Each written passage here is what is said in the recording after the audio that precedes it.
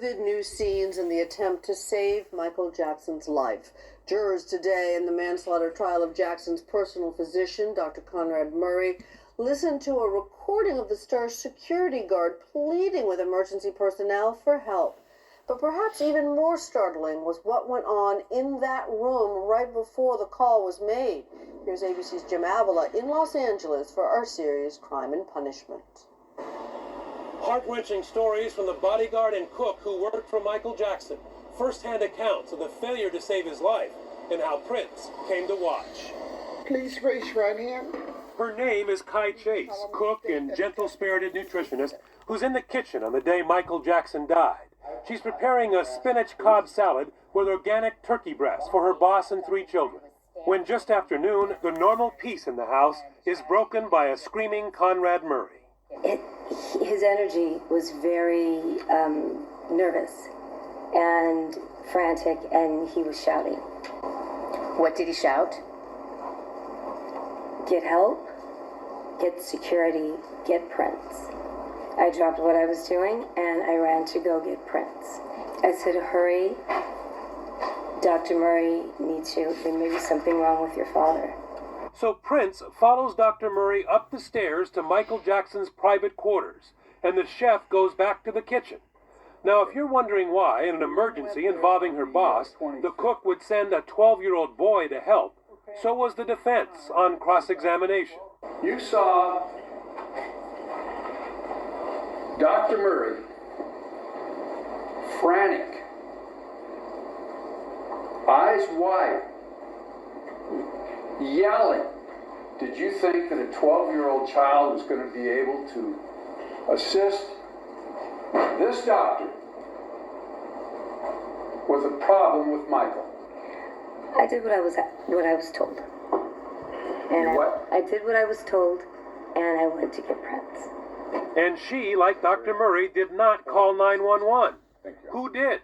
Please state your name for the record. Alberto Alvarez. Alberto Alvarez may be the key witness in the case against Michael Jackson's personal doctor, bodyguard, head of the advance team, and first in the room where Dr. Conrad Murray was desperately working to bring their boss back to life. It was Alvarez who finally called for an ambulance. We have a gentleman here that needs help, and he's not breathing yet. He's not breathing. I'm trying to contact sir. Where's he at right now? He's on the bed, sir. He's on the bed. Okay, let's keep him on the floor. For the prosecution, Alvarez makes it clear the doctor was not doing CPR correctly, pumping his chest on the soft surface of Jackson's bed instead of the floor. And he puts Dr. Murray firmly in control of the scene.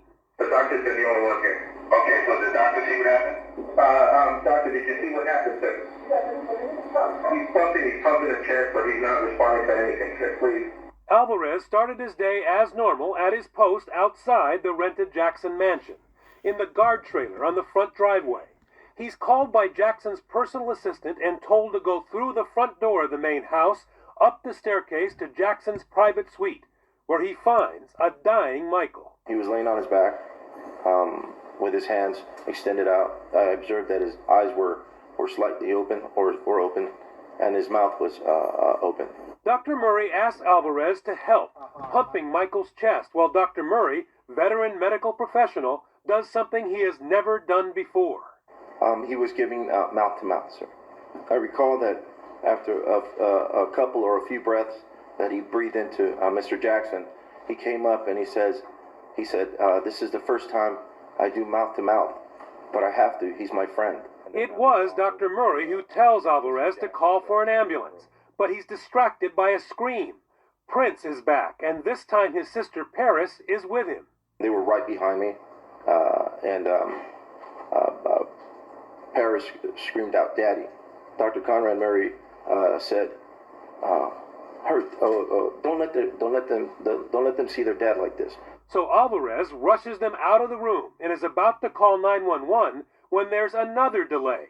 Dr. Murray asks him to do something first, a critical request prosecutors contend shows Dr. Murray's guilt.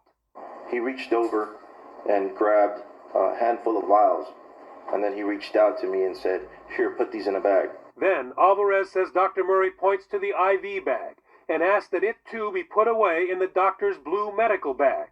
Perhaps prosecutors have inferred That is why Dr. Murray was so anxious to return to the mansion after Jackson was pronounced dead, because inside the IV bag he asked Alvarez to hide was what the prosecution contends is the weapon in this manslaughter case, a bottle dripping a milky white liquid, the appearance of propofol, the anesthesia nicknamed milk that killed Michael Jackson.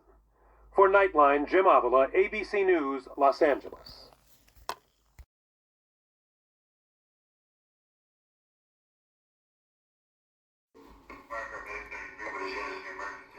Yes, sir. I need an ambulance as soon as possible, sir. Sir, we have a gentleman. Did you put him on the street, Murray? He's not breathing yet. He's not breathing. You're trying to kill me. Please give me a CPR. I'm going to die. Give me CPR. Please give me CPR. Why I give you CPR? You're a man, Michael. I'm not gay, you know. Huh? I said CPR. CPR. I said give me CPR. I don't want to die. Murray, please give me CPR. Am I breathing? Why am I not breathing? Am I breathing? I can feel my heart. Please. More than 7,200. Who gives you that kind of money? Please don't let me die, please. Something is wrong, I swear.